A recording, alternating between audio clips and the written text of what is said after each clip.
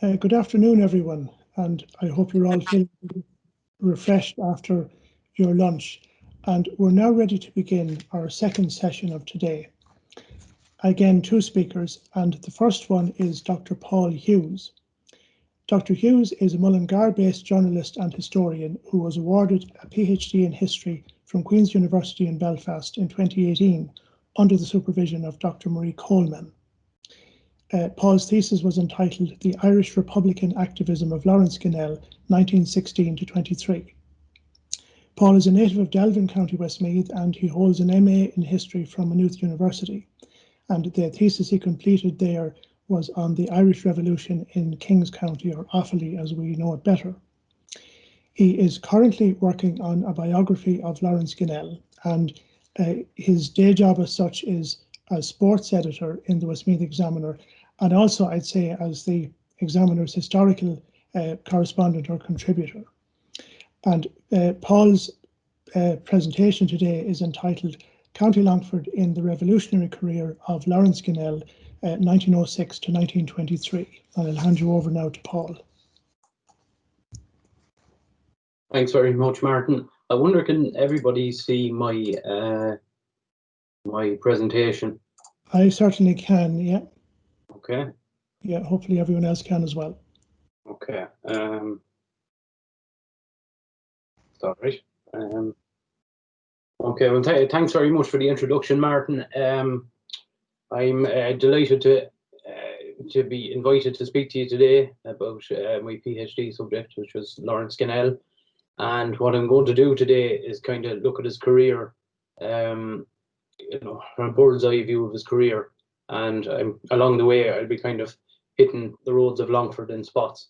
So bear with me. Among the items I'll touch on is his early parliamentary career and his involvement in local politics, and then we'll come into issues like the South Longford by-election, and later on the 1922 Pact election, just before the Civil War. So I'll begin. The result of the 1917 South Longford by-election meant a great deal to Laurence Ginnell. On the 10th of May, Sinn Féin activists close to the sitting independent MP for North West Meath organised a victory parade through the town of Mullingar. At the head of the procession of hundreds of people was a group of mock pallbearers carrying a black coffin bearing the inscription, Irish Party Dead at Longford, May the 10th, 1917, RIP. Ginnell's outstretched arm unfurled an Irish Republican flag as his car drove noisily through Mullingar en route to the Count at Longford. Ginnell had a good 10 years of pent-up motivation for this episode of schadenfreude in his own backyard. The main target of it was his bitter rival, the Redmondite MP for South Roscommon, John P. Hayden, who for years Ginnell had accused of interfering in his constituency. The president of the official North West Meath executive of the United Irish League, Hayden was also the proprietor of the Westmeath Examiner. Since Ginnell was unofficially expelled from the Irish Parliamentary Party in 1909, the Examiner had, despite his widely publicised parliamentary activism, rarely mentioned his name in its columns, and never in a good light. The agrarian agitation known as the Ranch War, launched by Ginnell in late 1906, failed to generate meaningful support within the Irish Party. When he also failed to get the whole of the UIL's North West Meath executive behind the initiative, he was accused by Hayden of stirring up factionism in the national movement and, not without some grounds, of flirting with Sinn Féin. Ahead of the general election in January 1910, Hayden succeeded in getting a nomination for one of his protégés, the 31-year-old UIL activist Patrick Mckeon, and made every effort to oust Ginnell from his North West Meath seat. But in a remarkable display of political tenacity, Ginnell won the election by 617 votes. Over 7 years later, Hayden's man Mckeon lost again, this time to the imprisoned Sinn Féin candidate Joseph McGuinness in the now famous by-election in South Longford. For this reason, Ginnell, as one of the chief advocates for McGuinness at the time, could indulge a degree of smug satisfaction. Now, the Ginnell-Hayden-McKenna dynamic was one of several complex overlapping political alliances and antagonisms, which for years had crossed the common borders of Longford, Westmeath and Roscommon. We have already mentioned Hayden's position as an MP for and native of South Roscommon, and his simultaneous involvement with the UIL in Mullingar, not to mention his editorship of the Westmeath Examiner. McKenna, his ally, was a native of Clongish in County Longford, but at the time of the 1910 election had settled with his young family on a farm near Streamstown in South Westmeath, where he became active in the South Westmeath UIL. McKenna, initially under the wing of South Longford MP John Phillips, was an implacable opponent of Phillips' North Longford counterpart and rival, the Longford leader proprietor J.P. Farrell. In his own constituency, Farrell also had to contend with the radical opposition of William Ganley, a native of Westmeath, who we'll hear a little bit more about later. Finally, there was the Tully family of Boyle, County Roscommon, influential businessmen whose many commercial interests included their ownership of the Roscommon Herald, and where I believe Joseph might correct me on this later, I think J.P. Farrell began his career in journalism with the Roscommon Herald. Jasper Tully, a former Irish Party MP who fell foul of the party hierarchy in 1903 and later lost his seat, used his newspaper interest to establish influence in the politics of Longford and Westmeath. The Tullys were bitter rivals of the Hayden family, and from 1890 operated the Midland Reporter and Westmeath Nationalist in opposition to the Westmeath Examiner in Mullingar. At various stages, Tully promoted rivals to party loyalists in Longford, at one stage even backing Patrick McKenna. But at the general election of January 1910, Tully played a crucial role in aiding Laurence Ginnell in the defence of his Westmeath seat at McKenna's expense. His Midland Reporter newspaper then effectively became Ginnell's bullhorn in the ensuing years. Now, all I've mentioned so far is a crude enough summary of the complexities at work in this tale of three counties, but hopefully it'll give you some understanding of how the political fates of Longford, Westmeath and Roscommon were closely bound together, dynamic which would return later in 1917.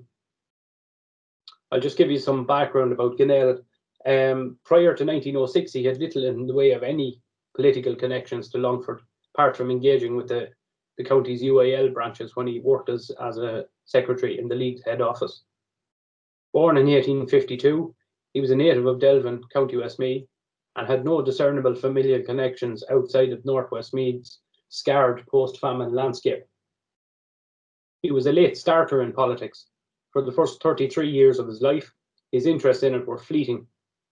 Life had only started for him when tragedy hit the reset button. In 1883, Ginnell was a husband and expectant father in Listowel, County Kerry, where he had been employed as a measurer of works on the Kerry and Limerick railways. His first wife, Margaret, who was her maiden name was Wolfe, she died in premature childbirth, as did their infant son. One of the rare strokes of good fortune he experienced in these years was an encounter with Timothy Harrington, Timothy Harrington, the owner of the Kerry Sentinel newspaper and the sitting Irish Party MP for Westmeath at the time. In April 1885, Harrington secured Ginnell a position as an organiser with the Irish National League, sparking a 38-year involvement in political life. It was the beginning of a remarkable political trajectory, at the end of which he died in America while campaigning as one of the most intransigent of anti-treaty Republicans. Ginnell never held elected office until he was declared MP for North Westmeath in January 1906 at the age of 53. He hit the ground running and immediately signalled his intent to avoid towing the party line. Possessing an undisguised contempt for parliamentary procedure and political horse trading in Westminster, he preferred a more direct brand of activism back in Ireland. In October 1906, in a speech at the Downs in County Westmeath, he urged the widespread pursuit of cattle driving as a strategy for forcing the breakup of large grazing farms to benefit the landless and poor smallholders. The ensuing ranch war became a fixture of the political landscape in several counties across the Midlands and West over the next 2 years. While Ginnell mainly pushed the campaign in Westmeath and Meath, he occasionally strayed into Longford, addressing a meeting of Abelard's UIL branch in August 1907. Here he urged members to take up the hazel stick and drive cattle as far as they could to free up land for people who were otherwise destined for emigration. As Marie Coleman points out, the south rather than the north of the county was the main theatre of the ranch war in Longford. Indeed, Patrick McKenna was initially one of the most prominent cattle driving activists in South Longford. However, if Ginnell had a lieutenant in the county, so to speak, it was in the north of Longford, and that man was William Ganley. A native of County Westmeath, Ganley lived and worked in Argentina for much of his adult life before returning to Ireland, and acquired Creevy House outside Granard. He developed a closer friendship with Ginnell after a commemoration held in August 1906 for the Catholic Confederate soldier Miles the Slasher O'Reilly in the village of Fenay, not far from the Longford-Westmeath border. Hosting Ginnell at Creevy House after the meeting, Ganley introduced the MP to Bulmer Hobson, a member of the Irish Republican Brotherhood who was attending the Slasher commemoration to drum up support for Sinn Féin. This meeting with Hobson opened Ginnell's eyes to a younger generation who were beating a political path outside of the framework of the Irish Party. Ganley himself, frustrated with the party's direction, moved closer to Sinn Féin after Ginnell failed in his efforts to secure him a UIL nomination for the 1907 South Westmeath by-election, and he eventually defected to Sinn Féin. When the party moved to shut down Ginnell's ranch war over the next 2 years, Ginnell's relationship with Ganley came under scrutiny, with Hayden in particular accusing Ginnell of promoting Sinn Féin factionism in Westmeath and surrounding counties. It is true that Ginnell's relationship with Ganley brought him closer to Sinn Féin, and he actively encouraged the opening of dialogue between Arthur Griffith and the Irish Party on developing a new strategy on the land question and many other issues. But between the lines, as Paul Bew has written, Ginnell's ongoing prosecution of the anti-grazing campaign had uncovered compromising connections between Irish Party MPs like John P. Hayden and the grazing interest which the ranch war set out to oppose. The Sinn Féin connection was, therefore, used as a stick with which to beat Ginnell before he was effectively expelled from the Irish Party at the UIL's stormy February 1909 convention, also known as the Baton Convention. And you'll see there's a slide there on the screen. Hopefully you can all see it. It's a cartoon from the Irish People, William O'Brien's Irish People newspaper from August 1908, which who I'm pretty sure is John P. Hayden. Certainly looks like him making Ginnell walk the plank. Having spent a year undermining Ginnell both in Westmeath and at a national level, Hayden, a close friend of Irish Party leader John Redmond, moved in for the kill. He introduced the rising star McKenna, the Longford man now resident in South Westmeath, as the coup de grace. However, Ginnell was as fierce a survivor as he was highly strung, and with the support of Jasper Tully's Midland Reporter newspaper and a hastily convened independent election fund, Ginnell held on to his North Westmeath seat in the two general elections of 1910. Though Ginnell had survived, he was in a political wilderness. His anti-ranching movement had been effectively buried not just by successive land reforms, but also by the Irish Party's emergence as kingmakers for Herbert Asquith's Liberal government in December 1910. The removal of the House of Lords veto meant that the prospect of Home Rule became very real, and when a third Home Rule bill was tabled in 1912, Ginnell was forced to give it his tacit approval. Maintaining his independence from the Irish Party, he resorted to guerrilla tactics in Parliament, stubbornly maintaining an advanced nationalist line, but rarely achieving anything other than colourful copy for the press gallery. However, the outbreak of the First World War gave him new avenues for his rhetoric, especially on foot of Irish Party leader John Redmond's decision to bind Home Rule to support for the British war effort. In late 1914, Ginnell exchanged several letters with William Ganley, who had since left Granard to live in Skerries in County Dublin, about strategies for opposing Redmond's new departure. Citing support from within the Irish Volunteers, Ganley encouraged Ginnell to front an anti-recruiting campaign, which would involve members of the Catholic clergy, However, the initiative failed to get off the ground, with Ganley himself frustrated at what he called the red tape and flapdoodle shown by leading volunteers like Sean McDermott and Tom Clark, who, as we know, had other strategies in mind. Ultimately, Ginnell returned to his default tactic of provoking the House of Commons. As a strategy, this wasn't unsuccessful. As 1915 progressed, it became clear that the war against Germany would not, as was expected, be over by Christmas. The Irish Party, now bound to its outcome, had little comeback as Ginnell savaged the prosecution of the war and the motivations behind it from his seat in Parliament. As the only Irish MP opposed to the war on principle, Ginnell's often provocative remarks and parliamentary stunts furnished the press gallery with endless material. The Speaker of the House, James Lowther, whom Ginnell had previously accused of partiality, gave him plenty of latitude, perhaps as a way of disproving the accusation. Thus, Ginnell's line that the war was a seedy enterprise concocted by industrialists and aristocrats, with whom the Irish Party, as he argued, were now willing collaborators, was reported in newspapers around the world.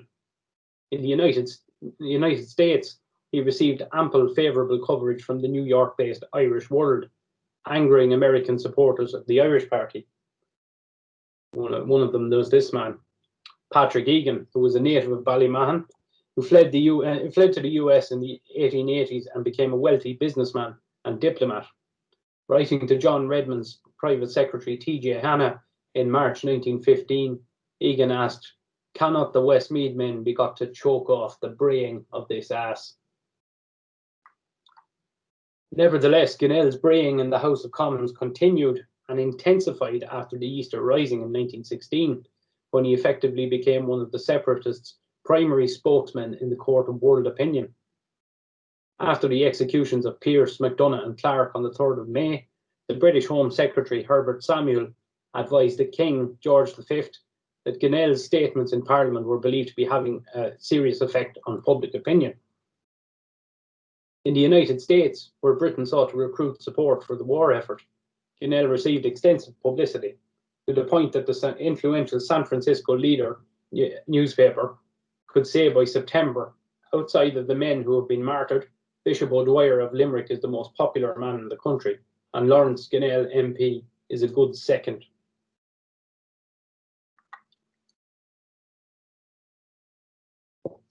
So we move on to North Roscommon here.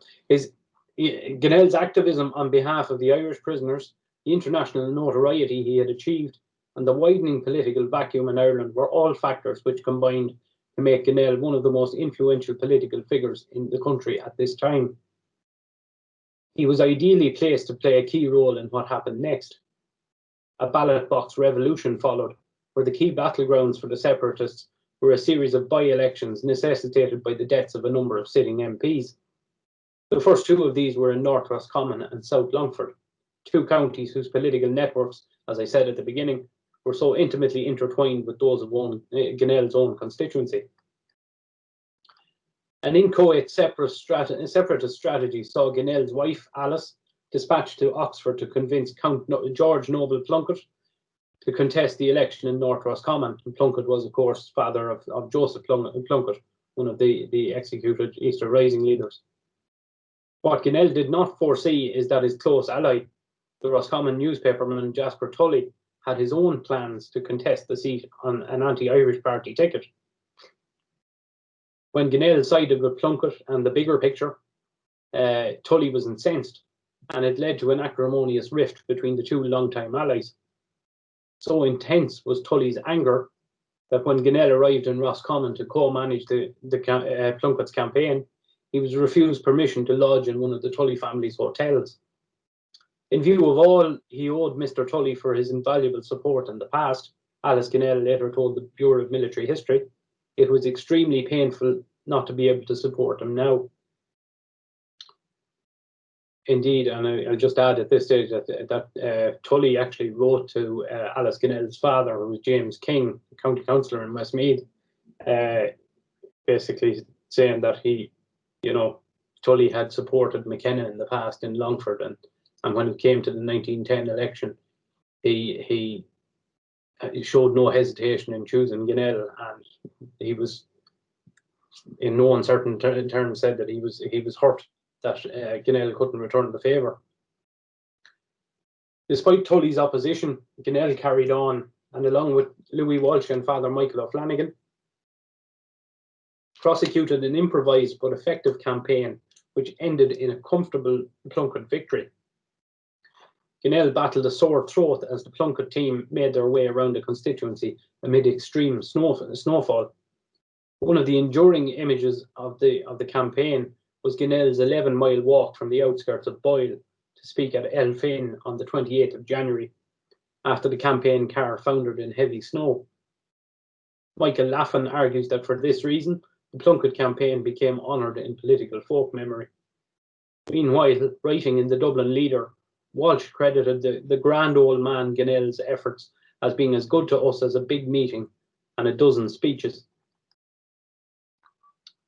So next we're on to South Longford, and I had a slide for this earlier and it went astray on me, so I went with this. Probably it's a famous picture. I know it's on the front of Marie Coleman's Longford book. It's Ginnell arriving in Longford for the by-election campaign with the Count and Countess Plunkett, and it's a fantastic photograph.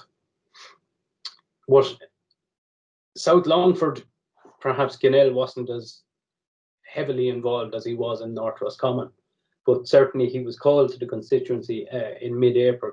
Between April and May, he took a more low-key role, though his oratory was called upon on several occasions, with the lingering threat of conscription central to his message.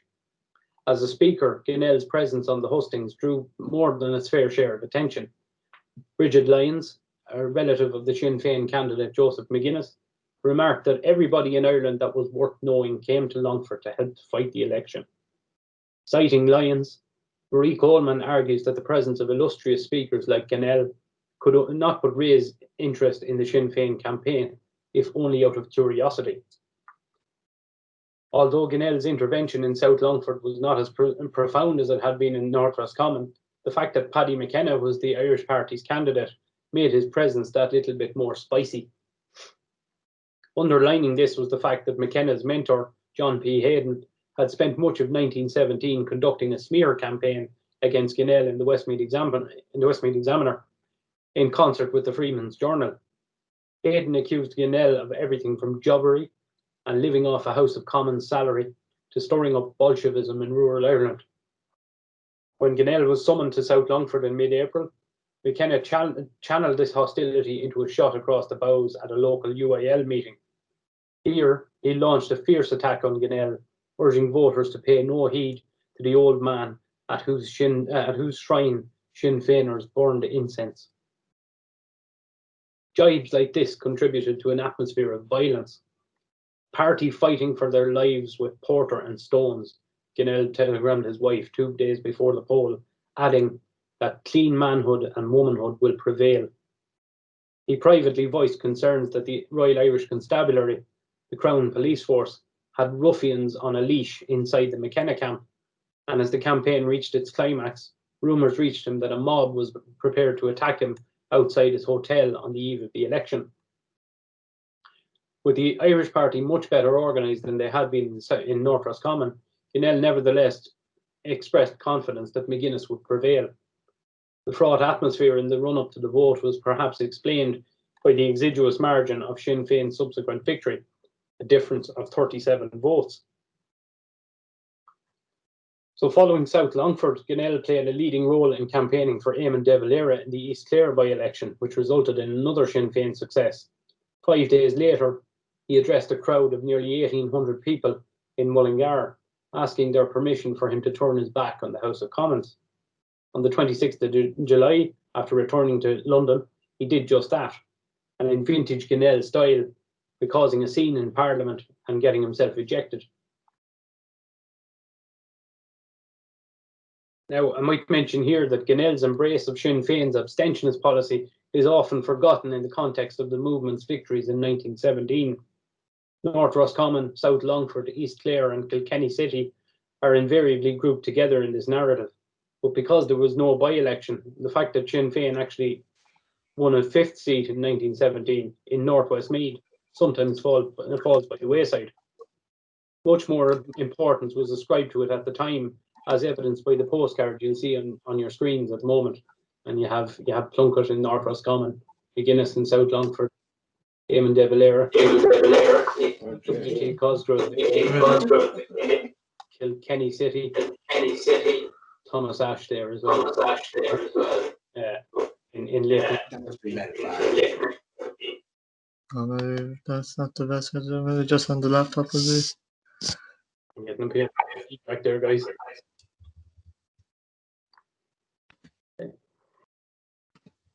Ginnell became joint treasurer of Sinn Féin at its convention in October 1917. I'm sorry, Paul. Yes? Could I interrupt you for a moment, please, and ask Of course, yeah. anyone who hasn't muted their microphone to please do so, because there's some background noise coming through. Sorry to interrupt you, Paul. You're okay. It's important to say that. Okay. Yep, carry on. Thank you. Okay. Ginnell became joint treasurer of Sinn Féin at its convention in October 1917 and subsequently returned to agrarian activism, publicly encouraging cattle drives and land seizures across Leinster and Connacht. This was an attempt to marry Irish republicanism with a revival of the anti-ranching movement. In Sligo on the 3rd of February 1918, he called for an independent Irish republic and urged listeners to join Sinn Féin clubs before suggesting 5 farms they should target for cattle drives. Fearing that an explosion of agrarian unrest would push the situation in Ireland beyond their control, the British administration removed Ginnell from public life in March 1918, jailing him for inciting cattle drives in Westmeath, Kings County, which is Offaly, Kildare and Sligo. Of the 744 days that followed before Ginnell left for America, he spent half of them in prison, first in Mountjoy and later in Reading after his deportation to England in September 1918. Among his fellow inmates in Reading was Frank McGuinness, the Longford Sinn Féiner who, like Ginnell himself, was a former Home Ruler who became radicalised. From his prison cell, Ginnell successfully conducted a general election campaign and became the first TD for the newly unified constituency of Westmeath, which had previously, of course, been split into South Westmeath and North Westmeath. Released from jail in March, he took his seat in the revolutionary First Dáil some weeks later and was appointed as its first director of publicity. He was then sent back to Mountjoy in June after addressing a prohibited meeting in Athlone. On his release in September, he went to the Aran Islands for 5 months of respite before travelling to the United States in June 1920 to take up a consular role on behalf of the Dáil in Chicago. Here, his duties were to complement Eamon de Valera's tour of the United States with propaganda and fundraising activities in the American Midwest. In particular, Ginnell spent a great deal of time encouraging support for Irish independence outside of the usual Irish-American networks.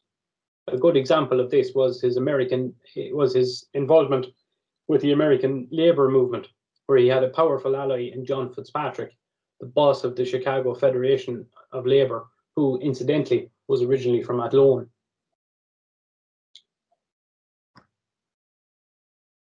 Now, in May 1921, while still in the United States, Ginnell was returned unopposed as a TD to the second Dáil, this time in the new 4-seater constituency of Longford Westmeath.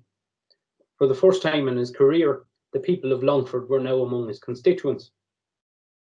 When Ginnell's duties in the US had run their course, it was this new constituency arrangement which prompted Harry Boland and De Valera to redeploy him to South America's largest Irish constituency, Argentina. Ginnell, Boland concluded, was ideally placed to engage with the Irish Argentine community, citing his wife Alice's first-class knowledge of Spanish and the understanding that a large percentage of the Irish presence in the Argentine comes from Mr. Ginnell's constituency. The typically shrewd Boland was correct. A large proportion of the Irish Argentine population did indeed originally come from Longford and Westmeath or had ancestral connections there, a demographic quirk which Boland anticipated made Ginnell pretty well known in Argentina. Ginnell spent the best part of 9 months in Buenos Aires His two main objectives were to generate publicity and to float a loan for the Irish Republic. The publicity drive went well, and he successfully lured the British ambassador into a tit-for-tat propaganda war, while managing to secure an unofficial audience with the Argentine foreign minister. Fundraising encountered obstacles, however. As the historian Dermot Keogh argues, Ginnell's target audience had already contributed amply to past fundraising initiatives, and donor fatigue may have been a factor here. There were also political divisions in the Irish Argentine community, while Patrick Little, who visited Argentina on behalf of the Dáil in October, believed that wealthier Irlandeses were hamstrung by their business connections to Britain and America when it came to endorsing radical causes. When Ginnell finally managed to instigate a bond drive, the signing of the Anglo-Irish Treaty on the 6th of December 1921 instantly threw all of his efforts into confusion. Many Irish Argentines were in favour of the treaty, but Ginnell was suspicious of its terms and cabled the Dáil to signal his intention to vote against the agreement. Over the next couple of months, his health declined rapidly, and he was politely ostracised by sectors of Irish Argentine society due to his intransigent position on the treaty. Alice Ginnell effectively took over his duties as envoy and was doubtful about his longevity.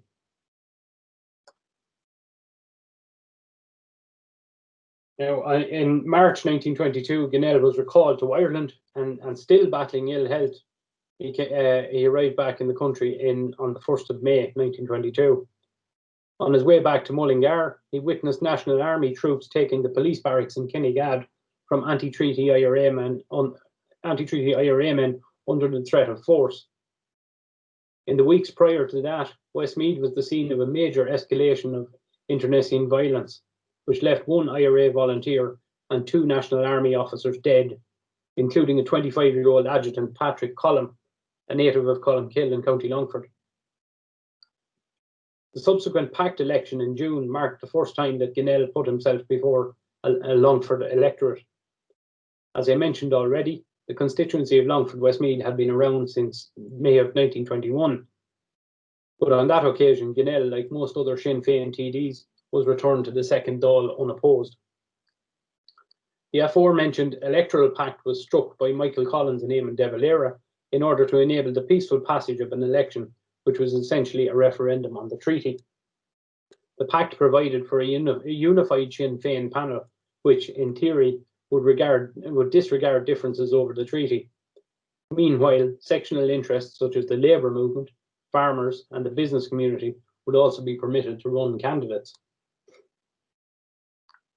Ginnell's poor health initially restricted his role in the campaign, although he was unanimously selected as the Republican candidate for the new Longford Westmeath constituency at an anti-treaty convention in Mullingar.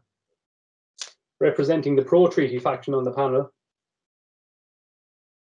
were National Army General Sean Mckeon of Ballinallee, County Longford, one of the most active IRA guerrillas during the War of Independence; Lorcan Robbins, a scion of agrarian radicals and former Irish Party loyalists in Moat in County Westmeath. And Robbins was also a sitting TD with one foot in the Dáil bureaucracy. And finally, Frank McGuinness, Ginnell's former cellmate in Reading, and a brother of Longford TD Joseph McGuinness, who died weeks before the election. Taking advantage of the terms of the pact, Labour put forward John Lyons, a chairmaker and activist from Moat, while farmers and ratepayers backed Longford native and 1916 veteran Patrick Belton. The prelude to the election was not as acrimonious in Longford Westmeath as it was in other constituencies. In Monaghan, for example, the pact terms were largely ignored, and as John Regan explains, treatyites attempted to subvert the pact at every opportunity. If anything, Ginnell had to worry more about a lack of commitment among his own supporters. His wife, Alice, who was his election agent, reckoned that none of the cohort of anti-treaty election workers seemed very much in earnest, and heard that one organiser in particular was seen following Sean Mckeon's car all over the place on polling day. Concerned about the dearth of zeal in his constituency, Alice urged her husband to leave his respite in a nursing home in Wicklow and to make an appearance.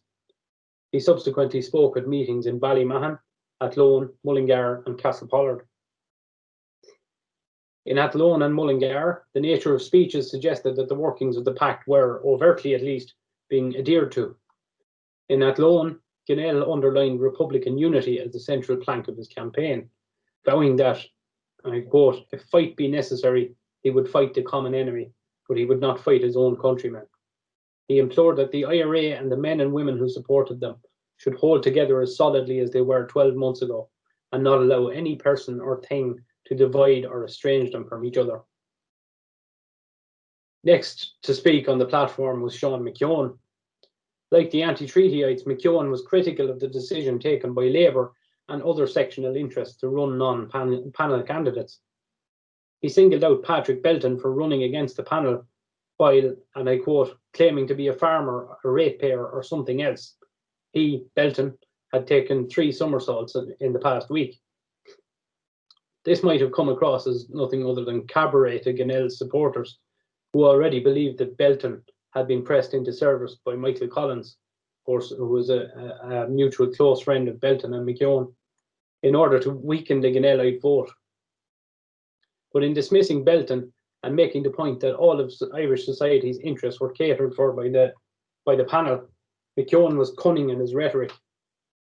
He was careful to credit his pro-treaty running mate Lorcan Robbins as the candidate who represented rural and farming interests, while pigeonholing Ginnell as the voice of the professional body. This was hardly an accurate categorization. While Ginnell was a barrister, he hadn't practiced in years and never hankered after the approval of those among the professional classes in his constituency. Instead, he had devoted much of his political career to agrarian agitation, a record which gave him a strong claim to Sinn Féin's rural support in Westmeath, particularly among the landless, smallholders and labourers. Listening to Mckeon's carefully crafted pitch, Alice Ginnell recalled that she had never heard a cleverer election speech. Now, as it transpired, the story of the election in Longford Westmeath was the success of Lyons, the Labour candidate, who won a seat with over 7,000 first preference votes, about just under 25%. Sean Mckeon topped the poll with over 10,000, over 35%, while Ginnell was a safe third. Frank McGuinness took the final seat. Under the new system of proportional representation by single transferable vote, both Mckeon and Lyons were elected on the first count, with Ginnell passing the quota on the third count on the back of transfers from Lyons. With anti-treaty Sinn Féin's first preference vote amounting to just 17.45%, as opposed to the explicitly treatyite vote of just over 50%, the result could be read as an overwhelming rejection of Ginnell and his fellow dissenters. However, as both Marie Coleman and John Burke have argued, these figures come with a health warning, being subject to unique circumstances, with the absence of comprehensive data on voter motivations, ensuring that it was difficult to say what exactly people believed their vote would achieve. One possible factor influencing the outcome was old-fashioned parochialism. In terms of domicile, the 6 candidates were divided evenly between Longford and Westmeath, as were their votes. The 3 Longford candidates received a combined first preference vote of 14,690, while their Westmeath counterparts garnered 14,091. Given the extent to which Mckeon transferred to his fellow countyman, Frank McGuinness, the Longford vote clearly stayed local. Whether the same was true of Westmeath is debatable. In terms of electorate size, Westmeath was the larger of the 2 counties. In December 1918, its voters had outstripped those of Longford by over 3,500. Despite this fact, 3.5 years later, Longford candidates still picked up the larger combined first preference vote. This gravitation towards Longford could be explained by the appeal of a personality like Sean Mckeon. While Ginnell was in the Americas, Mckeon had played a leading role in the guerrilla war, and part of his Longford brigades crossed into pockets of northwest Meath. It was Mckeon who had recently enjoyed the honour of accepting the handover of Athlone military barracks from the departing Crown forces.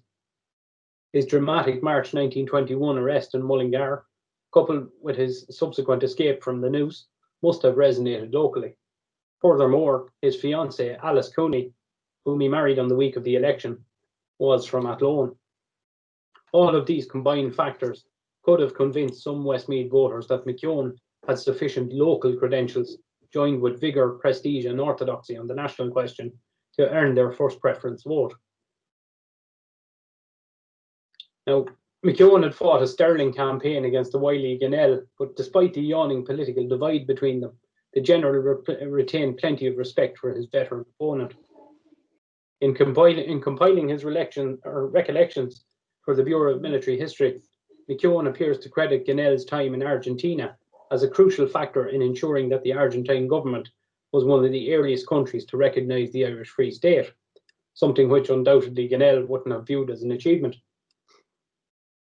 In September 1922, Ginnell became the first politician to be ejected from both a British and an Irish Parliament, after ignoring various protocols in order to protest the legitimacy of the National Parliament. Alice Ginnell later recalled that as her husband was being led out by the Sergeant-at-Arms from Leinster House, Mckeon was the only pro-treaty TD present who rose to shake Ginnell's hand. It was a rare comradely gesture at a time when the country was mired in civil war, a conflict which was still raging when a heartbroken Ginnell died in Washington some months later.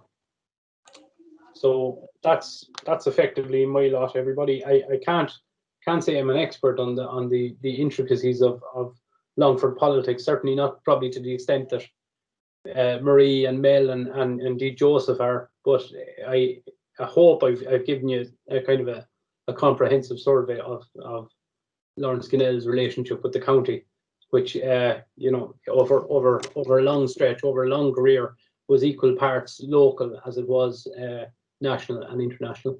So thank you.